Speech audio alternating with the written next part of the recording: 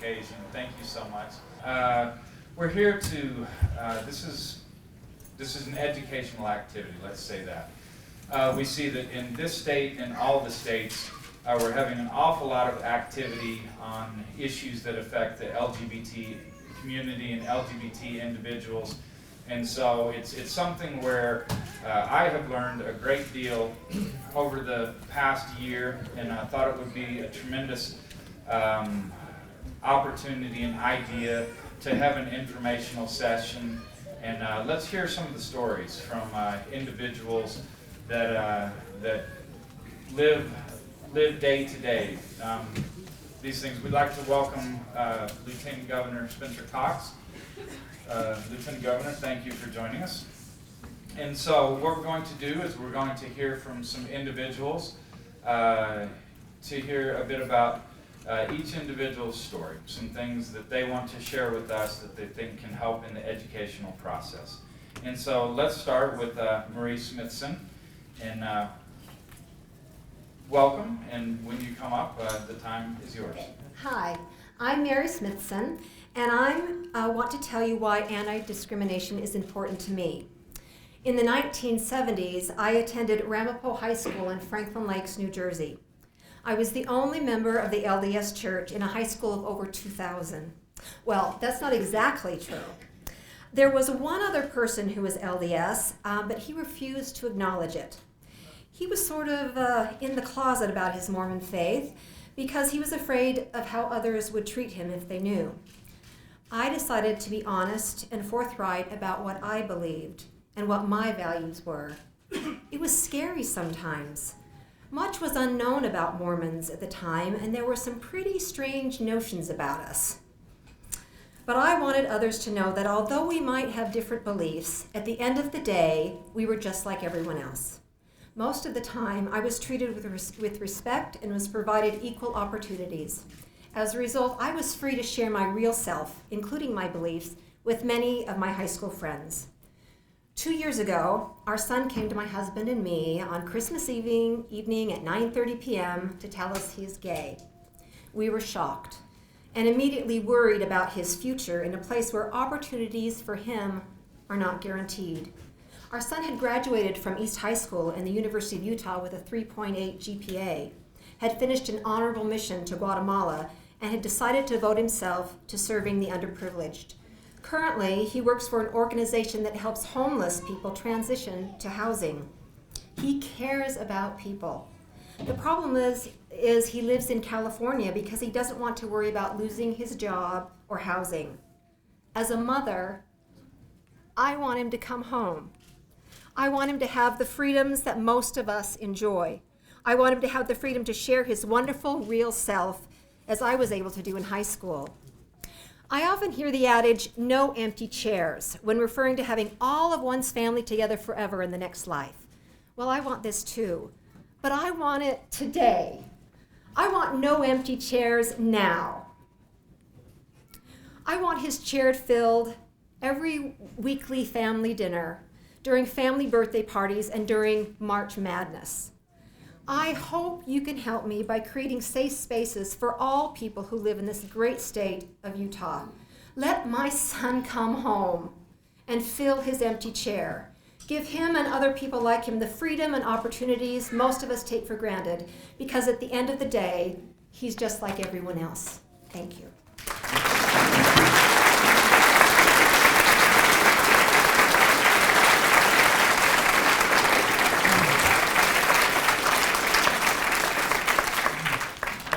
Thank you, that was beautiful. Rachel Heller. Good evening. My name is Rachel Heller, and I'm honored and humbled to be here tonight to introduce myself to this distinguished audience.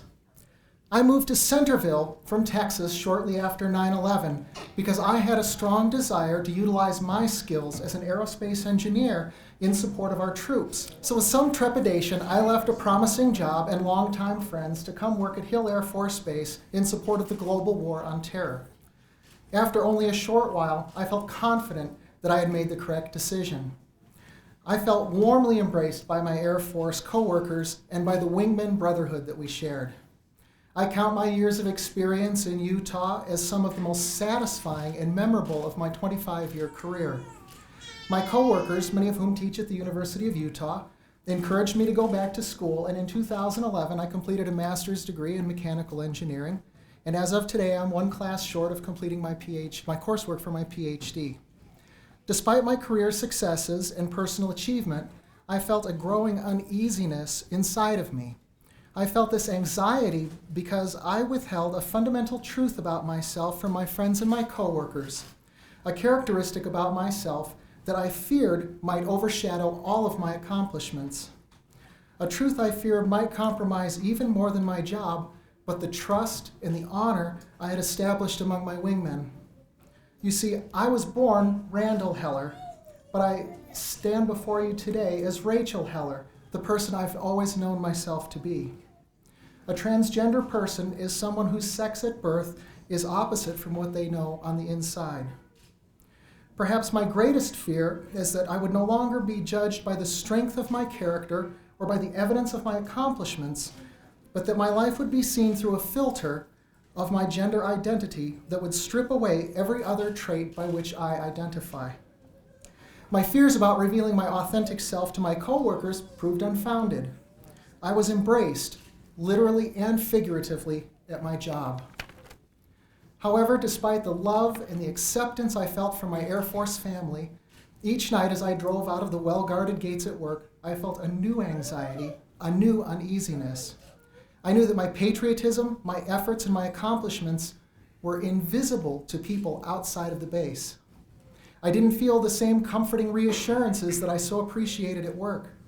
I knew that by living my authentic life, I put myself at risk for discrimination. It became possible that although my employer and my country valued my personal contributions, that my state might allow someone to deny me such basic necessities of life, such as housing. I believe that most Utahns share some common ideals, such as hard work and self-sufficiency.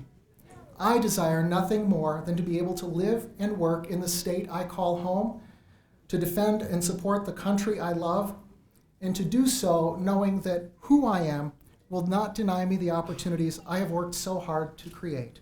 Thank you for your kind attention.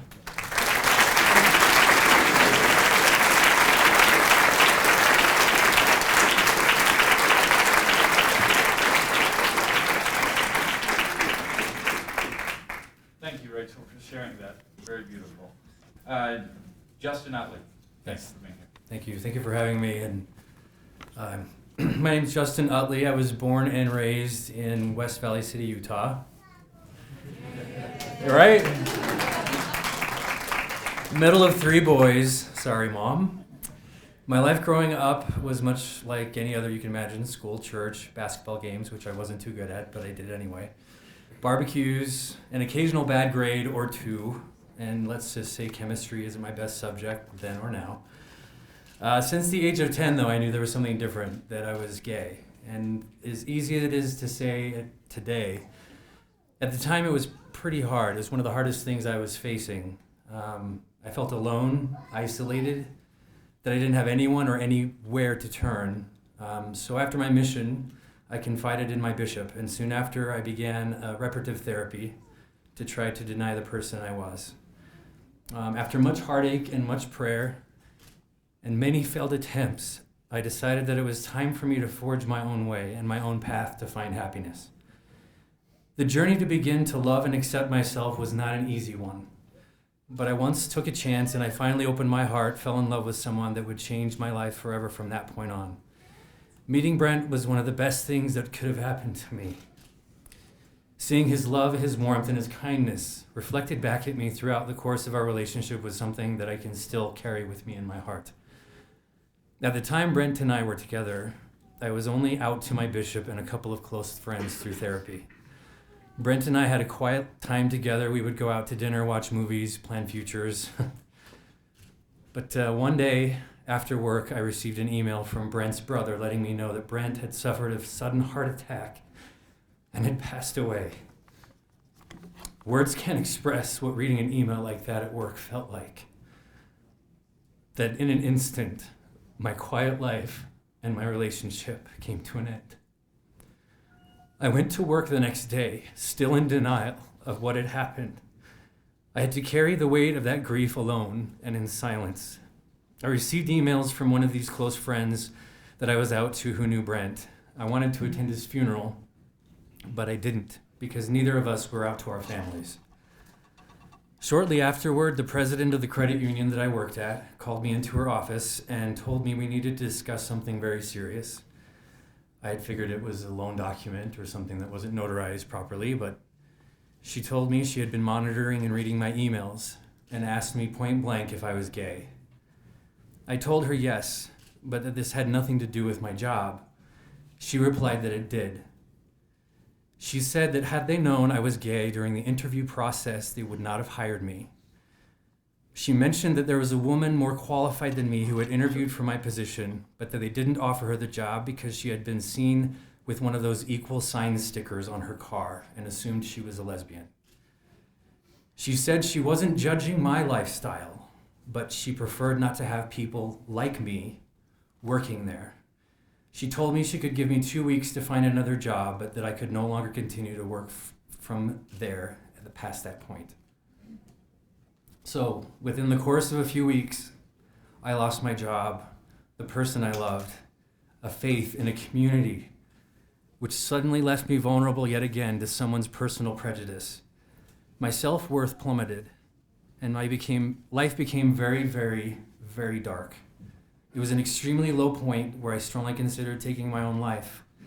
I could not escape the fact that no matter where I lived or where I worked, my orientation would be under constant scrutiny socially and professionally and legally, and there was nothing I could do about it. I am here alive today because of 3 things. First, because of the unconditional support of a wonderful mother who refused to allow me to continue to believe that I wasn't worth loving. The rest of my family followed suit. Excuse me. All of them were taken back not only by my coming out, but also that gay and transgender Utahns are vulnerable to unfair employment and housing discrimination as I had experienced. Second are some of the most amazing, thoughtful, and patient friends who challenged me to not become a victim of these experiences, but to draw on them and fuel them and to use it as a fuel to fix the broken system that allows these things to happen. And lastly, I'm here because I'm still a proud Utahn, born and raised with these values: compassion, optimism. That is the Utah place where every person has the same opportunity to earn a living free from discrimination. There is a spoke in this wheel of diversity in this state that needs to be fixed. My orientation, much like my race, my gender, or ethnicity, it is not a choice. It is simply part of what defines us and our relationships, the members of our families. Stories like mine are not few and far between. Just a few days ago, when a friend learned that I was coming here, he told me he works in Provo in construction and was told by his boss recently that if the foreman found out he was gay, he would lose his job. Today, most transgender and gay Utahns are not only bringing a briefcase to work, but they are also bringing a closet as well, for fear of being legally discriminated against for reasons that have nothing to do with their job performance. My hope is that together, from this moment on, we can build that bridge of understanding and begin to work together to build a state that we can all be proud of. Thank you.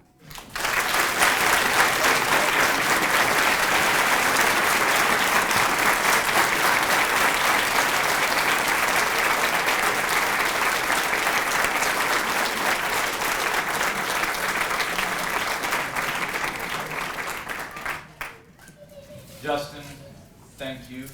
We're so glad you're here with us tonight. Nika and Grayson Allgood, welcome. Thank you. Thank you for being here with us this evening, and a special thank you to Senator Reed for being here. We are your constituents. My name is Nika Allgood, and I am an active Mormon and a former state and Davis County Republican delegate. I am the mother of 3. This is my middle child, Grayson Moore. Grayson is 19 and a sophomore math major at the University of Utah. Grayson sings baritone in the Salt Lake LDS Institute Choir, and he performed with his choir in an interfaith service at the LDS Tabernacle last Sunday evening. Grayson is transgender. Although he was born with a female body, he has a male brain, and it is my sincere belief that he has a male soul. We figured out Grayson was transgender when he was 16 years old. The years before we learned that Grayson was transgender were incredibly difficult for him.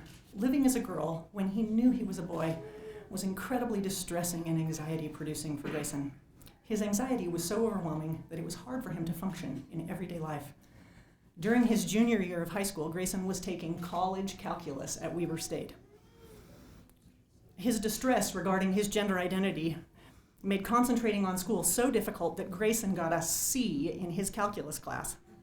Now, I know that many of us would be glad to escape college calculus with a C, but for my kid, who had always breezed through math classes, I knew something was really wrong. When we figured out Grayson was transgender, I prayed so hard about what I should do to help Grayson. The answer I got to those prayers was that I should help Grayson live as his authentic self.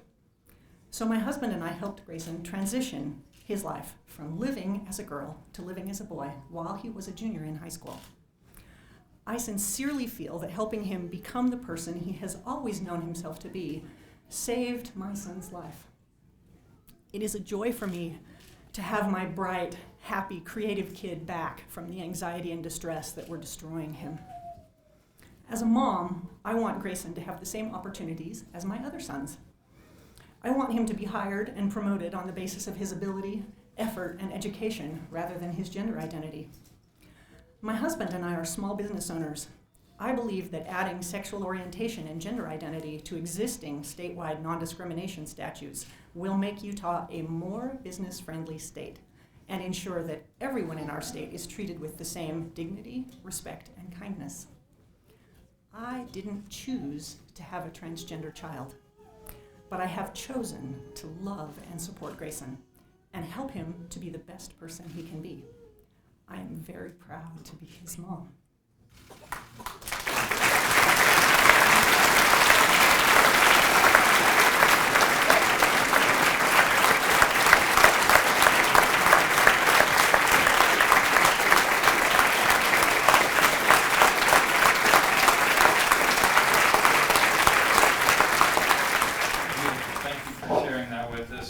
I'm so sad that Senator Stevenson had to leave for his town hall, and being the big champion of STEM education, that he didn't get to hear from a math major. He's listening on the phone. Okay. Howard, did you hear that? Grayson's a math major. Okay, Joey and Lori Eccleston. Thank you. My name is Joey Eccleston.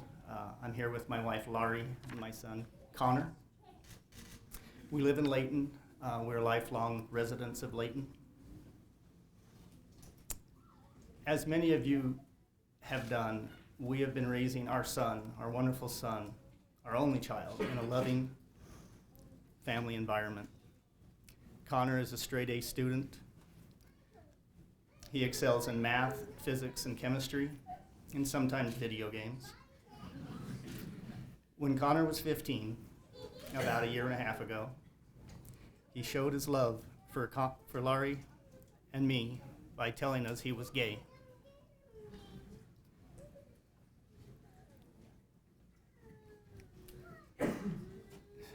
In that moment, a lightning flash of fear struck me.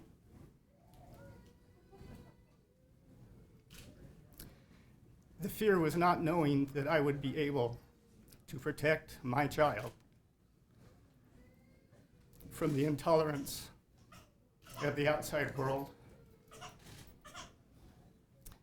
So many things raced through my head in that fraction of a second before I turned to Connor and said, I love you. Never let anyone tell you who you can love or how you can love. We love you. So far, Connor's made it through unaffected. His grades are still perfect. His friendships have not suffered. Connor started a gay-straight alliance at his high school with the full support of students and faculty. Connor intends to pursue a doctorate in physics, and his grades and his talent will see him through. But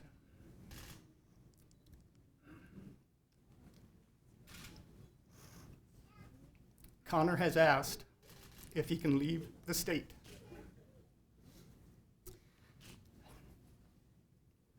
Connor understands that the rights most people have of holding a job and an apartment while attending college will not be afforded him here in Utah. Connor has sat at the desk of the renowned astrophysicist Neil deGrasse Tyson and discussed physics and doomsday comets. But some people choose to define Connor by his orientation, which should be simply a footnote to the character, the aspirations, and the accomplishments. Connor's story will be one of a beacon of knowledge shining a light of understanding of how the world works around us, if he can be afforded basic protections and a nurturing social climate. Please think of the whole story and the chapter you may write in his life when considering future legislation. We want our son to feel the same opportunities for a robust life as the friends he grew up with. We are a Utah family, and Connor is a son of Utah. Thank you for listening.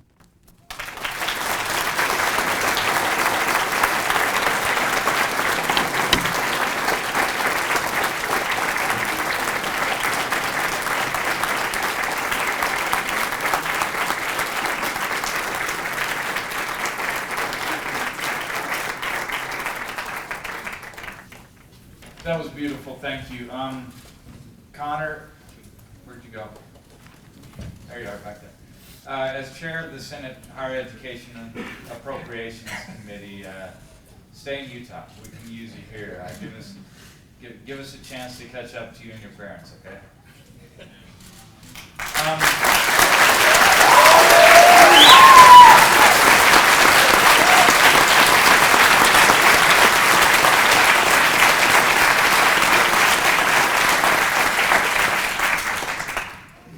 Again, we're very honored to have Lieutenant Governor Spencer Cox join us, and he, like all of us up here, extremely busy, and he carved out some time, and he needs to run. So we're going to, after we've heard all of the testimony, we're going to go around, and if anyone wants to say anything, that would be appropriate. And Lieutenant Governor Cox needs to leave, so we're going to give him that opportunity now.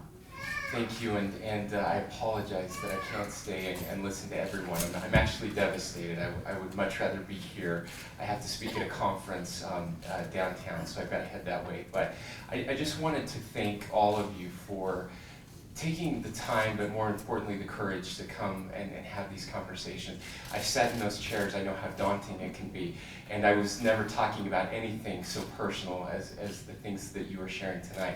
I just finished a book about the life of Thomas Jefferson, our third president, and one of the things that struck me about that, he always had dinner at the president's residence. With people every night, different people, often people that disagreed with him, because he learned something.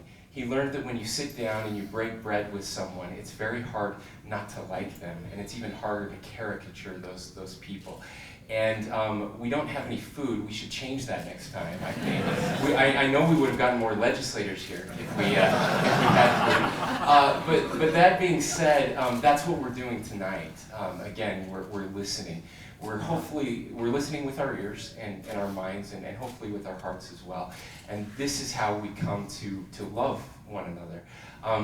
We've heard it said many times that, and this is said by many people who believe it, that we hate the sin and love the sinner. And I had a friend that said, you can believe that, but if you ever have to say it, you probably hate the sinner just a little bit. And I thought a lot about that, and it was something that touched my heart. So again, I just thank you for your courage.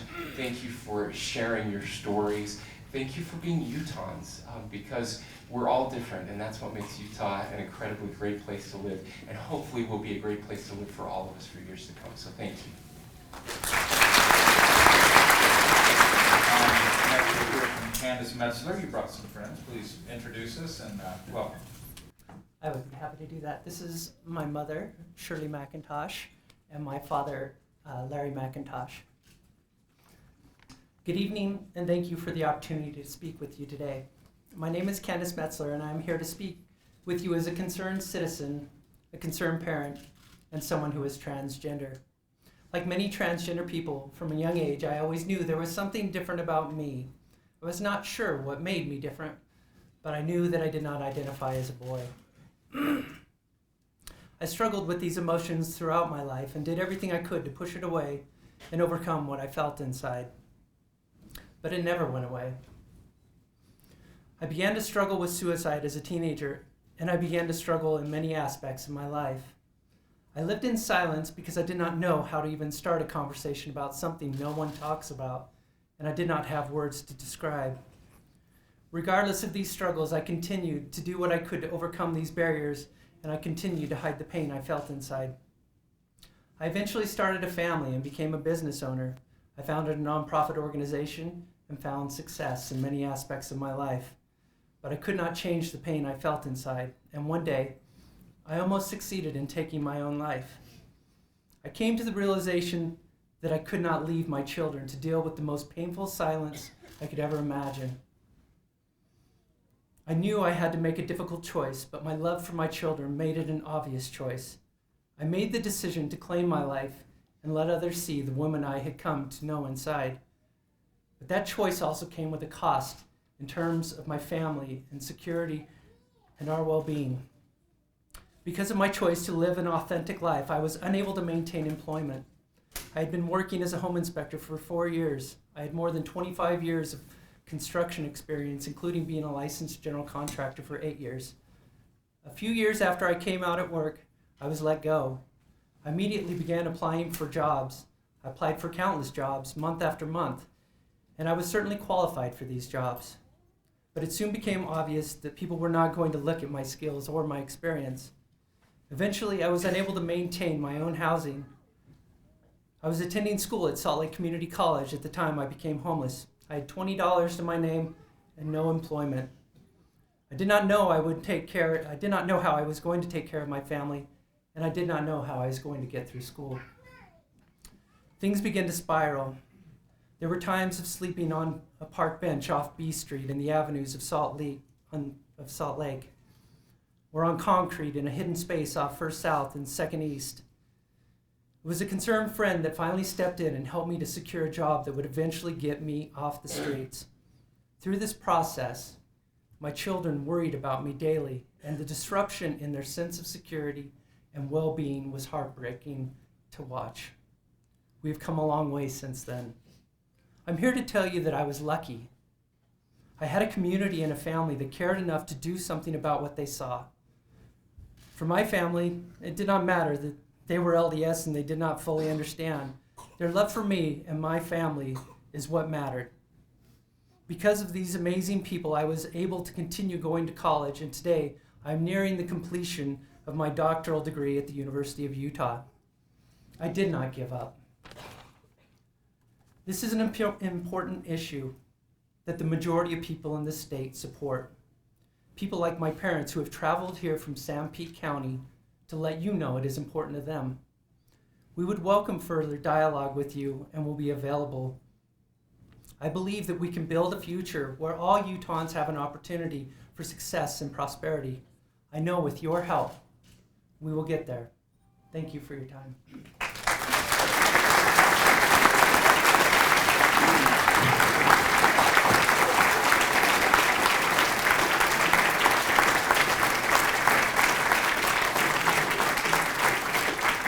Candace, thank you so much for that.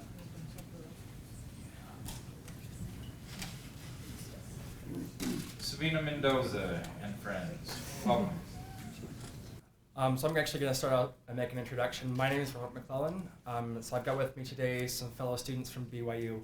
While I realized that SB 100 wouldn't affect BYU as a private religious educational institution, we'd like to share how it actually affects our lives. Many of us have off-campus housing and off-campus employment.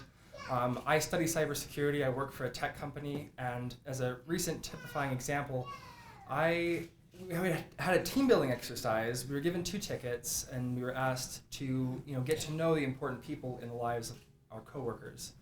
And it just was a feeling of uncertainty. We're a progressive company, right? Or am I risking my employment? And so I would like, as a university student, to be able to have Utah as an option when I graduate to continue working here. But, for me, SB 100 would be peace of mind. Hi, I'm Sabina Mendoza. I was born in Provo, Utah, and haven't returned until now, 18 years later, to continue my education at BYU. And though maybe I'm not quite as Utahn as some of the rest of you, I still love it here. I love the state, I love the mountains, I love the people I've met and the opportunities I've been given with my education. And it saddens me to know that I might not be able to continue living here if I decide to be open about my sexuality like I would like to be. And I could get kicked out of my housing, out of my job. And that saddens me that I might not be able to live in this beautiful state and be able to stay here if I do decide to pursue that choice. My name is Sammy Galvez. I'm a senior neuroscience student at BYU. And I remember the day when I was coming to BYU, and I was so scared. I was so scared to come here that I would have to hide, a very essential part of myself. And not just because of BYU, but everywhere, that I wouldn't be able to go anywhere being myself. As time went by and I was studying, I realized that I needed to talk to someone, and I was scared out of my mind. I confided in some friends, and to my surprise, the reactions were positive, encouraging, supportive. I could not believe what I was seeing. How could it be that in this very conservative place I could find love and support? After a while, I came out to more people, professors, bishops, my mission president, companions, roommates. And up to this day, I have found nothing but love and appreciation. And so I find this thought, why then was I so scared? And the reality is that the system scares us. It is scary as a minority to be able to come here and find that, yes, there are some people out there who are willing to do mean things to others. And I have had some friends who have that happen to them, who have had trouble finding housing off campus. And so what I would like to see is to be able to see a system that is in accordance to the people. Because I have found so much love here. And I love the mountains and I love the people. And I would love to be able to come back and always feel like myself. And always feel like I can find a home here in Utah. Thank you very much.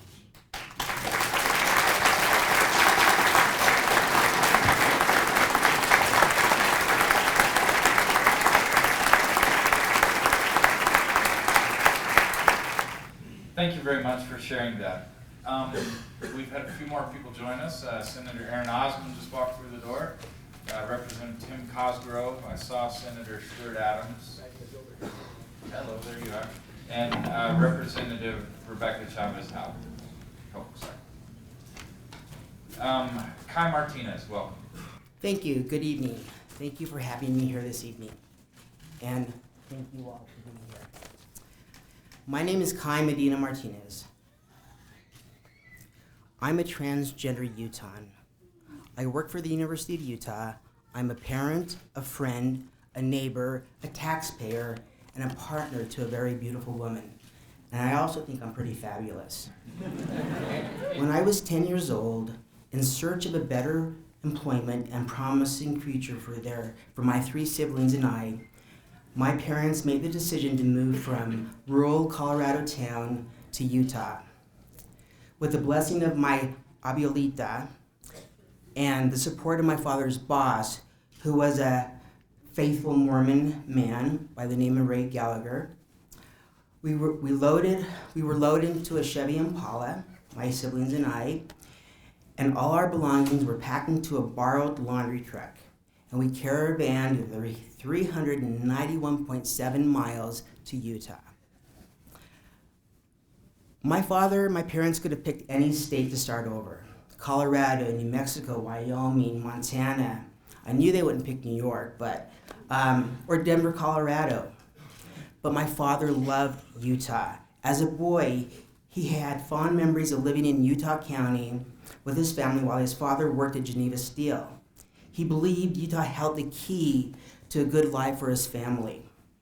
As a child, I always wanted to be like my father. I wanted to walk like him, dress like him, talk like him, and fish like him, and be dark and handsome and tall like he was.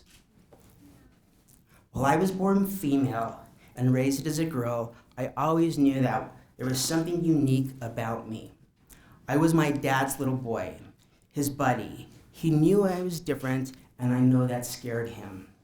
He feared for my safety, for my well-being. He loved me fiercely.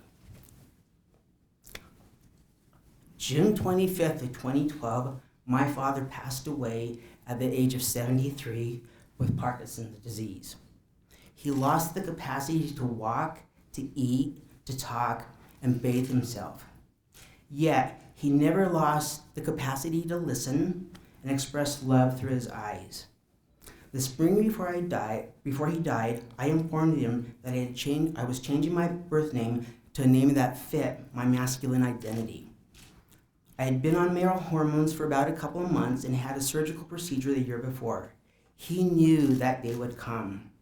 In that moment, with all the energy he could muster up, he leaned forward from his wheelchair and with his hands out and tears in his eyes, he said, "I love you. I love all of you, and I'm proud of you." A week after he passed, my mother sat me down and said she had something for me. As she left the room and she came back with now there's not a weapon in here, so you're not worried about that, with my father's shaving kit. He was a Broncos fan. He was a diehard Broncos fan. As I zipped it and I smelled his cologne embraced my heart, I could see remnants of his facial trimmings at the bottom of it. It was his way of telling me to be proud, to be happy, and content with who I was. My father loved Utah, all of Utah. He loved the valley, the mountains, the people, and especially the fishing. My father loved me. He loved all of me. He wanted me to be safe and feel welcome and like I belonged. As a transmasculine Utahn, please understand that my father trusted the state of Utah to embrace all his children. As public servants as you all are, I encourage all of you to strive to leave a legacy that honors all Utahns regardless of their gender identity, expression, or sexual orientation. Remember, my father took a chance on you, on Utah. You all have the trust of people of the state of Utah to make sure that we live in a state where we can all be free from being hurt or asked to leave public spaces. I'm a proud transgender Utahn. Thank you.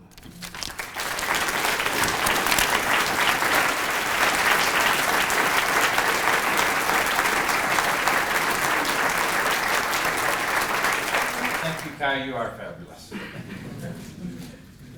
Okay, we Representative Joel Briscoe joined us. Okay, Samantha Murdoch, welcome. Hello, and thank you for taking the time to listen to me and everyone else tonight. I'm Samantha Murdoch. I am the secretary at the GSA at American Fork High School, and I am pansexual.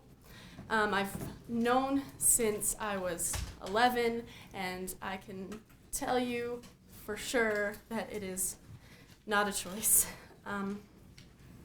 There are a lot of places that I feel unwanted or unsafe, and that can be school or church. I have to walk down the halls listening to people say words like fag and dyke and know that they're full of hate and they're aimed at people like me. I feel safe when I go to GSA. We have loving advisors who are willing to listen to us if we need to vent or if we need to cry. And I know that they're always going to accept me for who I am. I graduate this year, and I'm going to go to the U of U, and I plan on studying in early childhood education, special ed. And I am terrified because I don't want to be denied housing or denied jobs because of my sexual orientation. And I want my friends to be able to feel safe. I want them to be able to know that they're not going to be kicked out of their homes or fired from their jobs. I love it here, but I worry that I might have to move out of state to a different college because I simply am too scared and full of anxiety to stay. But I love the mountains, I love the people, I don't want to leave. And that is why I need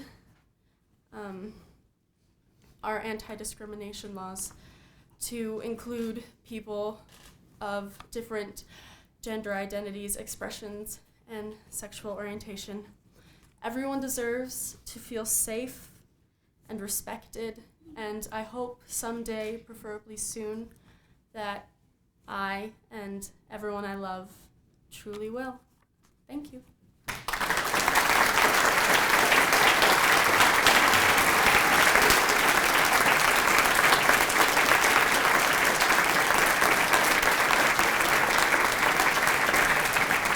Thank you. Again, I'd ask you, please plan on staying in Utah.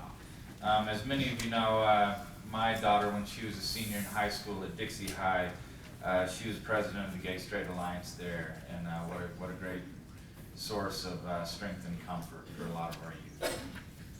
Claire Barros. My name is Claire Barris, and I appreciate your time today. I'm a pretty typical Utahn. I live in Draper. I work for a multi-level marketing company. I attend church each week. I taught gospel doctrine this past Sunday. I'd like to tell you about my nephew who lost his job because he was gay. My nephew shares the same culture that I do. When he was a young boy, he insisted on dressing up like a Mormon missionary when he went to church, a suit, a tie, and he even insisted on having a name tag. Today, he's a bright young man with a bright future, attending a local university. He's majoring in biogenetic engineering. He's smart, and I hope he stays in Utah after he graduates. Not being the kind of guy to burden others with his problems, he didn't tell us when he lost his job. One of his co-workers shared his story. My nephew was a good worker. He worked at a bookstore for 2.5 years. When a new worker found out that he was gay, he complained to management. Apparently, working with a gay person was not something this person wanted to do. We don't know how far up the management chain this person had to go, but he found a sympathetic ear. Later that week, my nephew was terminated from his job. Not for doing a good job or doing a poor job, not for being unprofessional, not for any other reason except for being gay. This doesn't feel right to me. When I grew up, I learned at church that you're supposed to treat everyone fairly. When I was young, my parents taught me how to work hard, that if I did, I would do well in my job. As an adult, I still hold these same values. But I wonder why my nephew lost his job. He's a hard worker, he treats others with respect, but he lost his job for no other reason than being himself. I'd like to ask you a favor. When you consider this bill and others like it, just remember this story and the stories of these other people. Thank you for your time.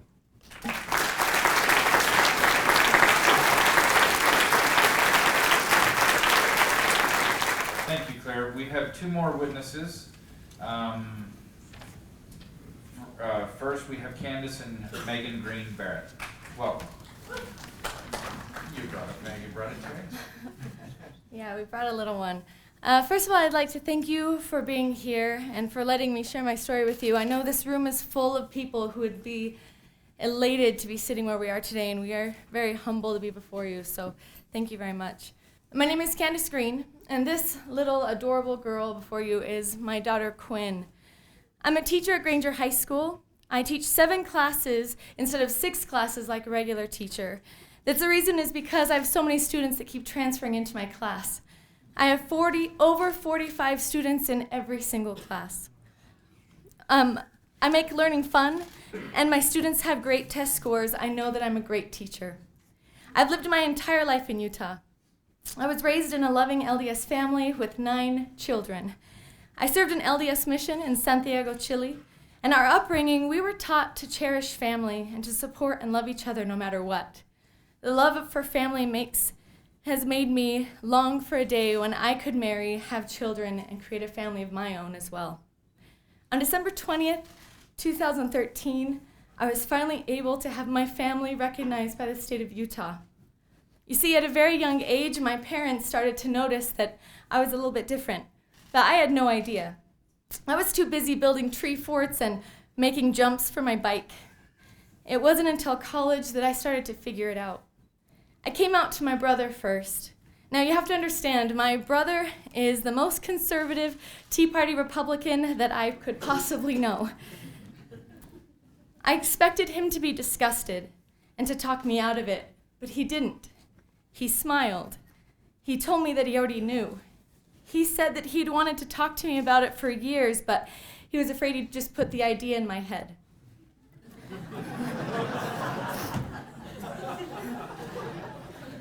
As I told each member of my family, I was treated with love. My family used the LDS teachings that we grew up with as a pillar of strength for all of us. They didn't try to change me. They didn't try to preach to me.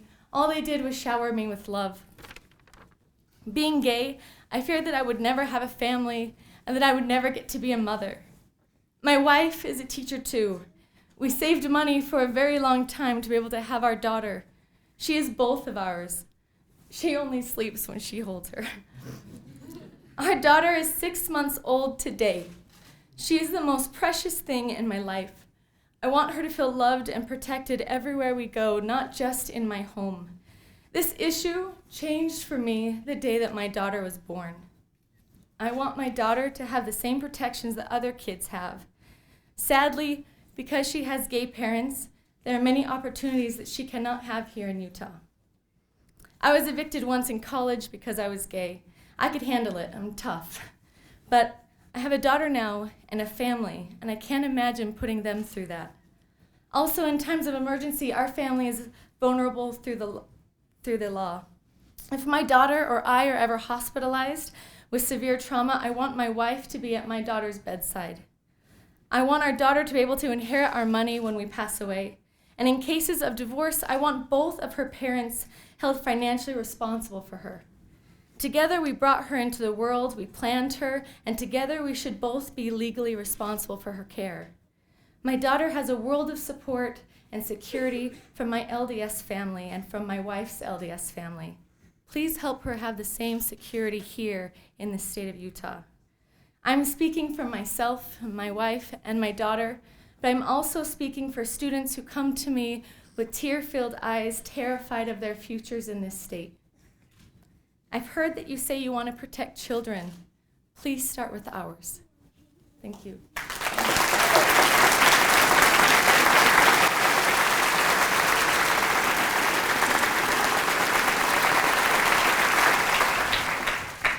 Beautiful. Thank you very much. Our last speaker, Wendy Mattis. Welcome. Thank you for allowing me to address you this evening. I love Utah. My great-great-grandparents came here in the 19th century seeking religious freedom and a life they could be proud of, a life where both they and their descendants would have the opportunity to work hard and build warm, safe homes for themselves and their families. And their industry and initiative paid off. Their children and grandchildren and great-grandchildren were raised in loving homes where the importance of education and honest work and personal responsibility were taught and learned and valued. At the age of 7, my cousin Stuart realized that he was gay. He prayed, he fasted, he tried to change, and he hid his identity until the age of 30 when he finally spoke openly and honestly about who he was. He was met with enough hostility that less than 2 years later, he took his own life. His choice shocked me. They say that when you die, your life passes before your eyes. When I heard about Stuart's death, my personal and family history passed before my eyes. And I realized that both my family and my entire community had always seemed so welcoming and so loving and so full of wonderful possibilities for me. But to Stuart, our family and his community did not seem welcoming or loving or full of possibilities. It seemed like a place where he could no longer stand to be. To this day, I cannot imagine what that felt like. Our family will mourn Stuart's pain and his loss for the rest of our lives. 3 years ago, our son came to me and my husband and told us that he is gay. He related to us how when he heard about Stuart's death, he thought, oh, being gay means being so unhappy that you kill yourself. So completely alone and determined not to tell anyone, he tried to change. He prayed. He went online and tried various methods suggested there to change his orientation. He dated girls.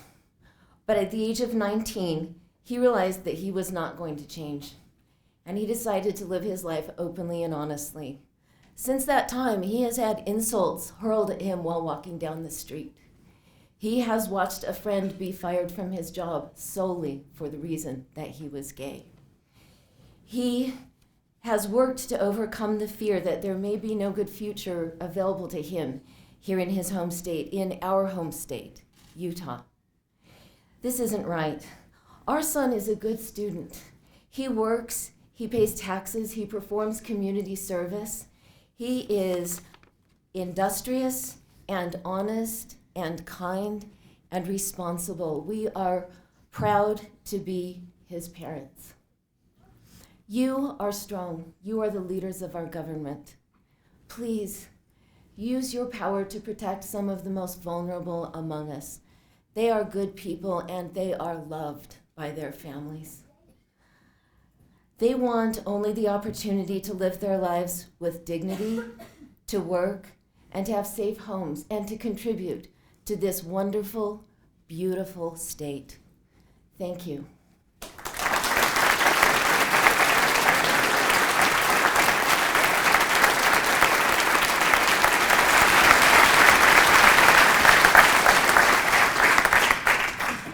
Thank you, Wendy. That was beautiful. We had a legislative meeting on campus a few weeks ago, and I happened to bump into your son, who was carrying a book on his way to take a test, said he was prepared, so I hope he did very well. This was just fabulous. I've been up here 14 years and have had some highs and some lows, and wow, this was just amazing. Thank you to all of you who shared these stories. I have been deeply, deeply touched, as I'm sure has everyone in this room. If anyone has anything, and also let me point out to everyone, we have received a packet where some of the stories that we heard are written in here, and there are several others, additional stories in here. So thank you again to everyone who shared your stories with us. So if anyone has anything to say now, it would be appropriate, and let's start with Senator DeBacchus.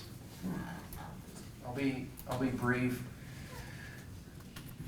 If they will have me, those are my people on the other side of the podium, and I've never been more proud I want to say something to you, which is, I have a new family, and they're on this side of the podium. And I want to say how remarkable to the man and woman they have been to me and to Stephen on a personal basis, on a every kind of basis. They could not have been more warm, more decent, and more kind. And I am grateful to that, to each of them for that. They have been tremendously welcoming.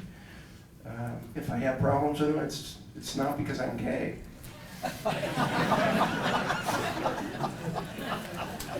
So I just want to say, how much I appreciate them being here. And we're looking at another state now that is at war with itself, with its LGBT community. And when I compare that to the way that Utah talks and discusses, even on things that we don't agree with, I'm very, very proud to be a Utahn. Thank you for coming tonight.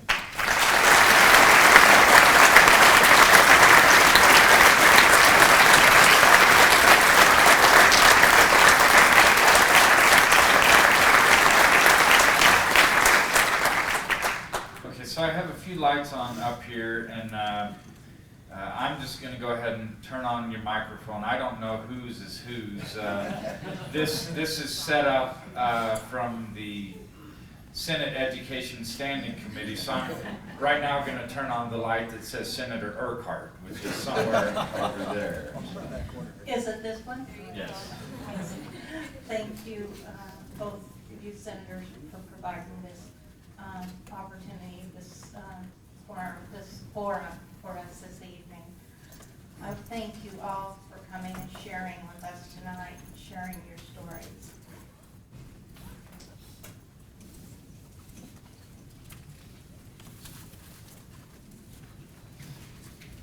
Sorry. I know many of you personally. I support each of you. I support equal rights for all of you and for your families. Thank you again, and may God bless you all.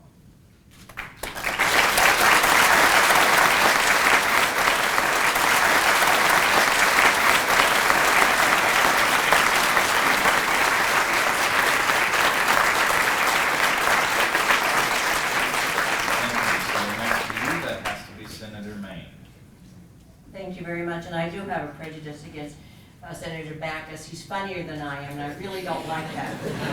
I want to be the funniest in the Senate, and so, I have to poke him sometimes. Us sitting here, my good representative sits by me, and Senator Thatcher that serves with me, we come from communities where this isn't an issue. We represent West Valley, Kearns, and Taylorsville. So we're Kumboya. We have never had, we just don't think of it that way. Last year, I sat in the committee where it came before our committee, and I made phone calls to my 3 entities, and I says, there's something going on that I don't know about before I make this vote. And they said, well, nothing. There's nothing. So, when I went into committee, I said, you're seeing something I'm not, so we don't have an issue with that. So every community is doing their thing, but I can tell you, my little 3 communities in West Valley is pretty big, and there's a Granger High School teacher, which I am honored to serve, have Granger High School in my Senate district. So anyway, welcome very much. Welcome to you very much to come to our house and where we live, and good people are here, and so I appreciate here it's not an issue to us, and I appreciate everything you do, and I wish you well, and thank you for coming. It takes a lot of guts to come here, and we appreciate it. We know it does. Thank you. Thank you, Mayor. Representative. Thank you, Senator. I appreciate that. I have to apologize. I am so late. And I hope my wife is very forgiving tonight with my grandkids. But if I've listened tonight, and let me say I just really appreciated what's been said tonight. I think it's important that we have this a two-way street. I learned tonight a little bit about you. Can I tell you a little bit about some of us and who we are? And in particular, I've heard references tonight, several references to a particular church, the LDS Church, and how much of Utah, obviously, are Latter-day Saints. Well, so am I. I'm a white male. I'd like to say middle-aged, but I think I've passed that. I've had several opportunities to serve in the LDS Church, but can I just say that this is not what church you belong to, what denomination you choose to worship in. I believe that it's an issue that has to deal with our belief in a supreme being, and I have that belief. And I have unequivocal love for every human being, because that's what my Savior would have me do, and that's what I will do. I appreciate who you are and declare my love for you tonight and all that you stand for and all that you are. And I hope you understand that some of us that on the other side of this podium understand who you are and some of your concerns. And I just want to express my great appreciation for your being here tonight and helping me understand better. And please help, let you know and help understand who we are too. So thank you. Thanks so much.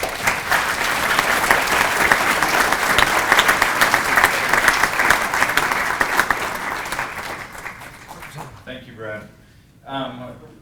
President Niederhauser, who needs to, again, appreciate you being here, who needs to start a meeting with the Senate Republican Caucus, which starts in 1 minute, so I'll be late to that, President. We'll excuse you. So thank you very much, Senator Backus and Senator Gart, for setting this up, and for all those who organized this meeting tonight. We've talked of, this has been characterized as breaking bread. I thought that was a very good example of, I think it characterizes this meeting very well.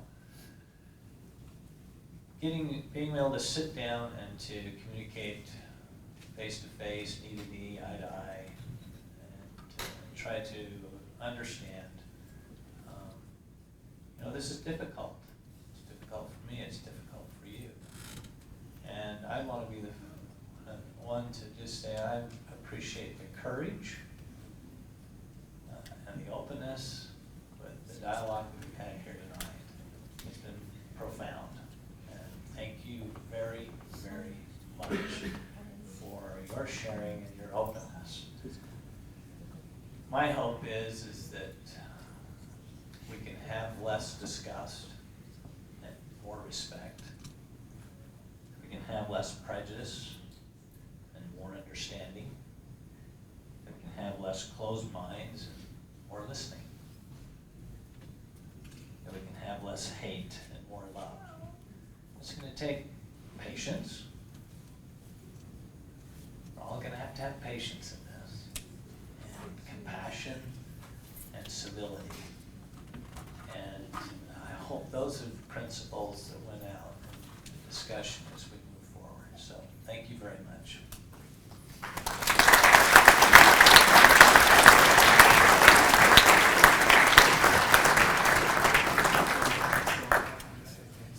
Okay, thank you very much, President. Senator Shizawa needs to go present on the Medicaid issue to the Senate caucus, so we're going to take him next. And if anyone else needs to go, give me a high sign. And let me make an introduction. I kept up until Representative Joe Briscoe and Representative Carol Moss came in to join us. Send your shoes out. Here's the bill. Here's the bill, President. You're in. Here's the bill. Here's the bill. All right, let's settle down. Go ahead, Brian. Okay, thank you. And I apologize, I have to exit. We are considering a Medicaid expansion in the state of Utah, and I have to go present that bill at this time to the caucus. Let me thank you personally for those of you who come, especially those who testified. Thank you for your stories, and thank you for those stories that reach close into our hearts and into our minds. And I just want to thank you. You know, from my background, discrimination is a very real topic. We've seen that in our family in the generation before. And I want to thank you for your courage and for your coming here tonight. And again, I apologize. Senator, thank you for organizing this and for all of those of you taking your time. Thank you.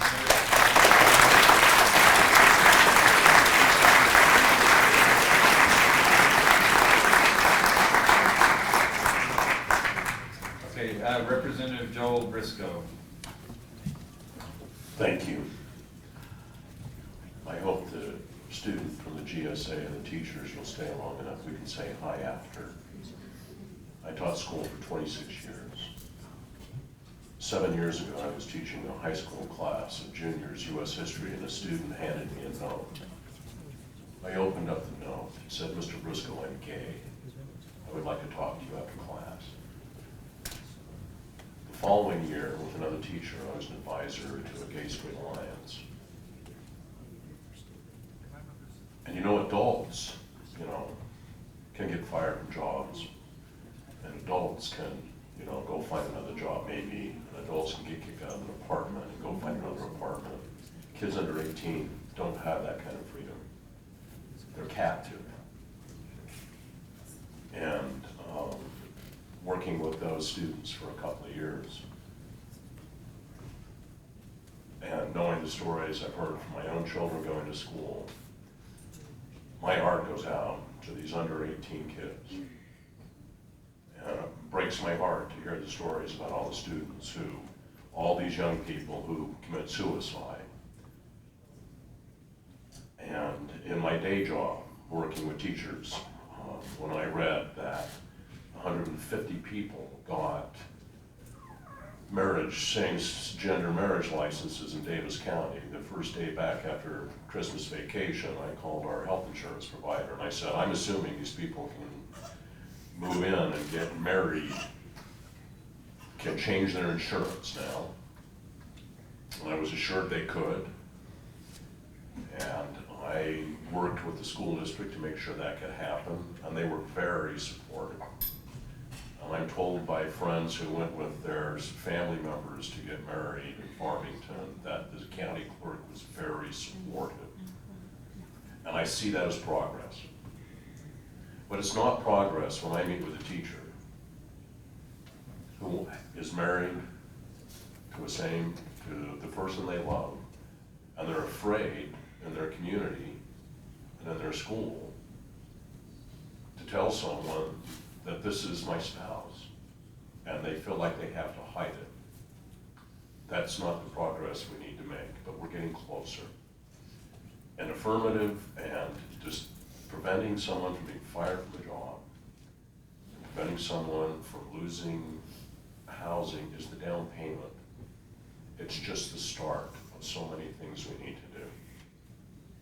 And I'm so happy you're here, and I'm so happy for all the men and women who are around this circle that I care so deeply for, that they were here to listen to you, and I hope this is the start of something very fruitful. Thank you so much for coming.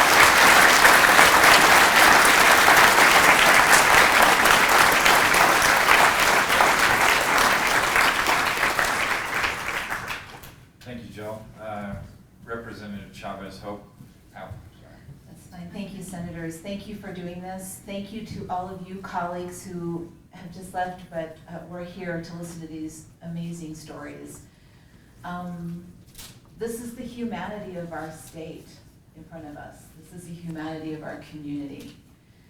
We often, as legislators, will talk about our constituents, and my constituents do want this and my constituents do not want that.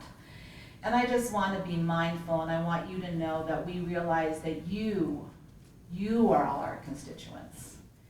And that when we are up here, we must continue to be vigilant. We must continue to recognize that when we speak about constituency, that we see all of your faces in our mind's eye as we act, and as we converse with each other, and as we enter into dialogue about what's important for all of our constituents.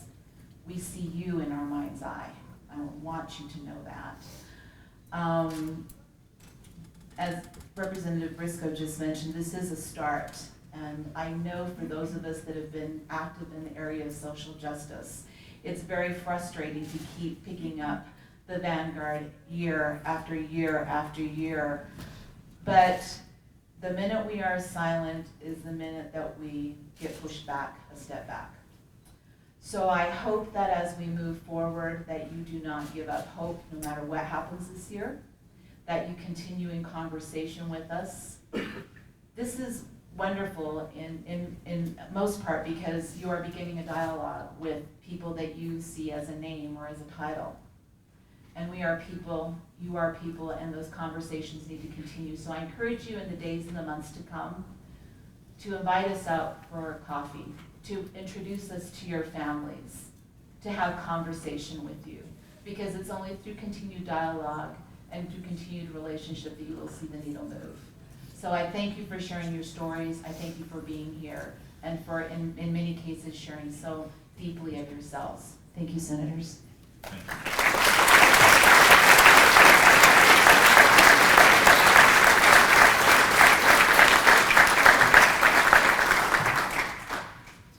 Senator Davis. Thank you. I guess I want to thank both of you for setting this up, for this conversation. This is probably one of the most important dialogues in the 45-day session that we've had. I want to thank you all for being here. And to my colleagues, I want to say, these are our constituents. These are citizens of the state of Utah. This room full of individuals is not the community. They're a microcosm of our neighbors and others who have a like concern about the way they're treated. There's many more in the state of Utah, and I recognize that you're not the entire community. I love the community. I love my constituents. And like all of you, I love the state of Utah. And we can and must do better for everyone.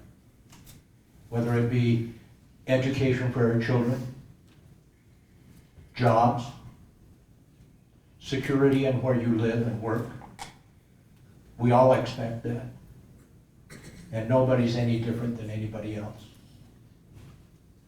To my colleagues, I wish all 104 of us were sitting in this room right now.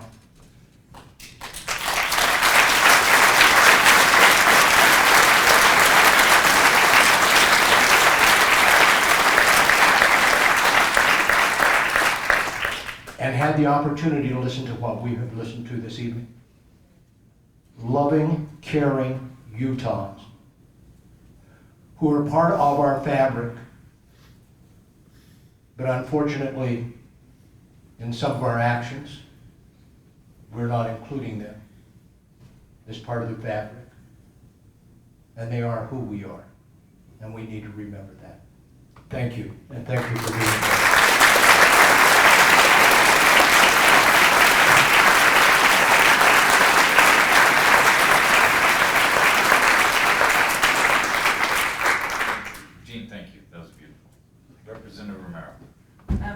I'm one of the newest members to the Utah Legislature. I came in with Lieutenant Governor Cox, and I'm used to being on that side of the podium. So I'm used to being the advocate. So I don't want to repeat because I share a lot of what my colleagues have shared with you. But I just want you to know that many of you have been an ally to me when we're advocating for social justice. So just know you have an advocate in me.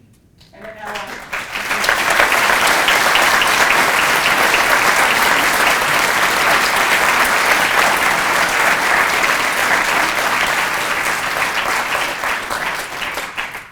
Gorgeous, thank you, Angela.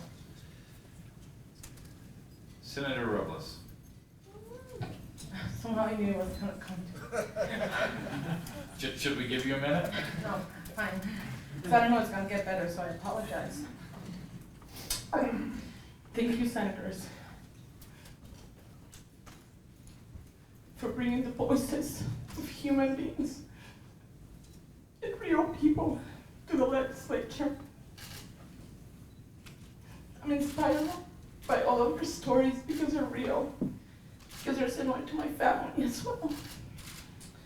And listening to all of you is listening to my family, those loving parents, those loving siblings. It's what we are as human beings. Not only Utahns, not only Americans, as human beings. And we cannot be silenced anymore. I think the government has a role in protecting everyone's rights. And not that long ago, I think Senator Shirosawa mentioned members of his family were discriminated. I know we still struggle with discrimination in other groups, but it is our responsibility to stand up. And I know things are going to change. I know it in my heart. And I know it because there are so many individuals that keep on fighting and inspiring others because they're regular individuals. And I dare anyone to tell me that nobody that they know or they love do not fit within any of those groups. I know this is probably one of the hardest issues for me to discuss because it's personal. And I know it affects loved ones in my family. And to think that in the state that I represent and that I proudly call home, their rights are not protected is heartbreaking. And I have to go to bed thinking that I'm not doing enough. And I apologize. Because I don't think we're doing enough as legislators to fight for your rights. But it is a process. It's a beautiful process. And that's why this is such a great nation.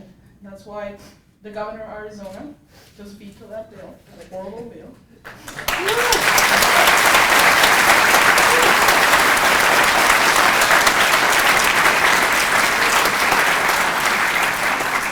that's why I'm positive that if it's not this year, pretty soon Utah will protect everyone's rights. Thank you again.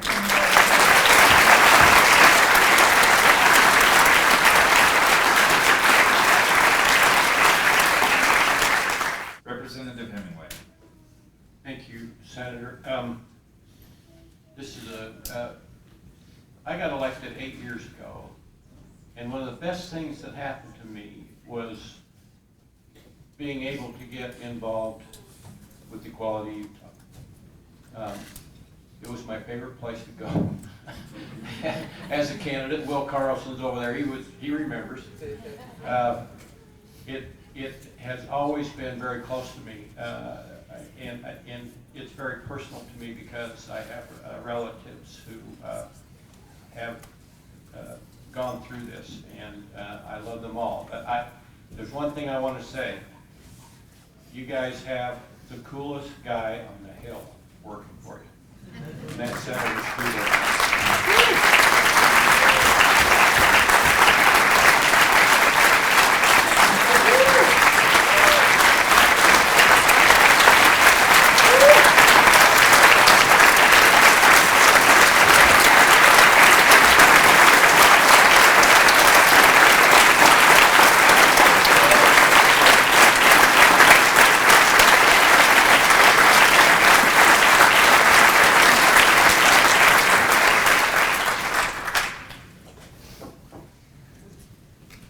Thank you, Lynn.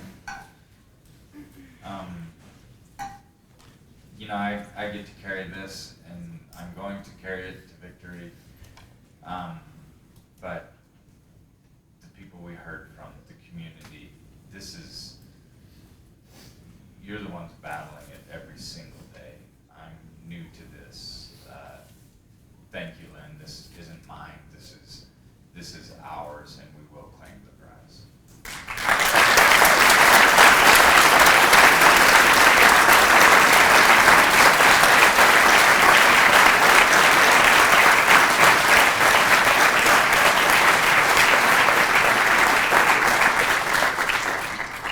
Representative Moss. Thank you very much, Senator. This has been an extraordinary evening. It's so moving, and I'm sorry I missed the first part. I was speaking to a student group. I've been a friend and ally as long as I can remember, and I see many of my friends here. But the year I was elected, I went to the first Allies dinner downtown, and there were about 400 people. And that night I saw people that I knew. One had been my doctor for a while, and some had been former students of mine. Oh, by the way, I taught high school for 33 years. And I went to high school. And during those years, I had students who I knew were gay. I taught with teachers who were gay. Both those teachers and those students then, I know, lived in fear that someone would find out. And when I went to that first Allies dinner, I had, as I say, former students and some teachers and other people I'd known in my life come up to me and either tell me they were gay or introduce their partner. And I thought, what a wonderful thing. 400 people. Last year, I think there were 2,500. And every year it's grown, and without exception, every single year I've had someone come up and say, hi, remember me? I was in your class, and here's my partner. And it's just been extraordinary how, and last year there were Republican legislators too. This fine man was the speaker. And that is progress. But because I saw the fear and the bullying that went on, I wanted to do something to make a difference in the schools, and my good friend Will Carlson here came to me and said, would you sponsor bullying legislation? And with Will's help, and in 2008, and with Representative Greg Hughes too, we passed the first bullying and hazing legislation in Utah. I'm very proud of that, and I hope it's helped some students. And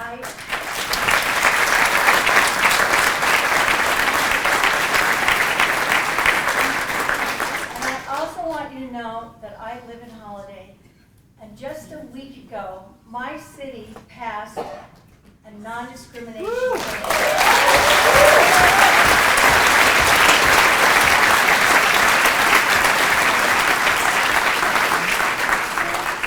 2 weeks before, when they had the public comment, the good senator came, and he listened as I did, and I was tremendously moved. We both were.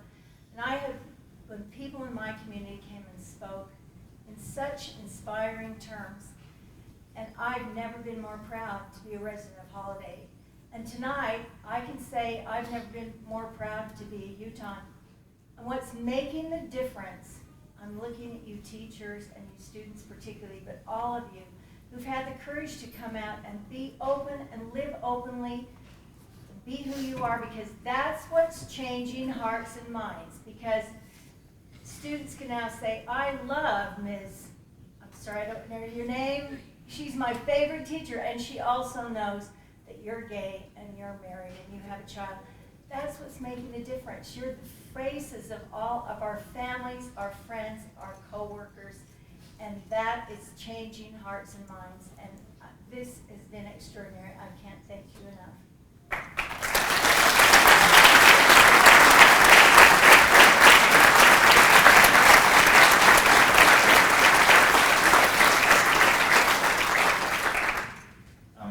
Education is such a vital part of the legislative process, where we need to learn and we need to do better and improve what we're doing.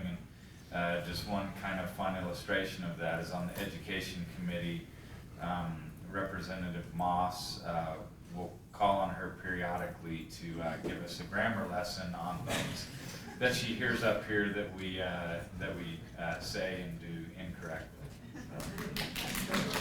Thank you.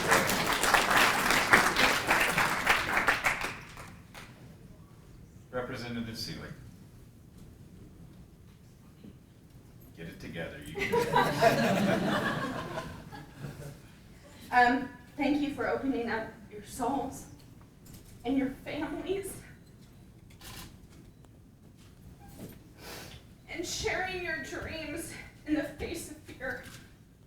I passed a note to Representative D during the testimony of a transgender person, and I said, I have no idea what courage is.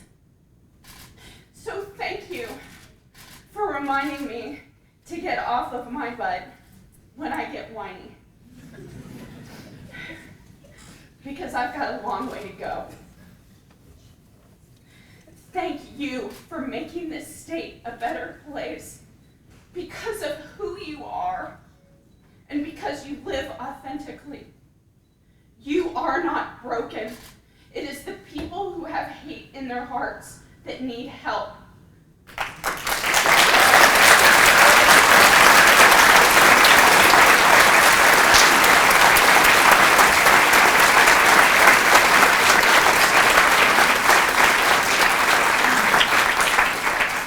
And thank you for never, ever, ever giving up.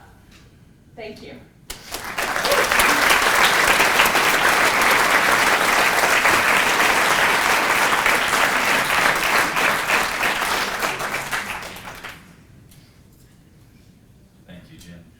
Tonight, I mean, this was absolutely beautiful. I mean, this will forever be one of the most beautiful experiences of my legislative experience in my life.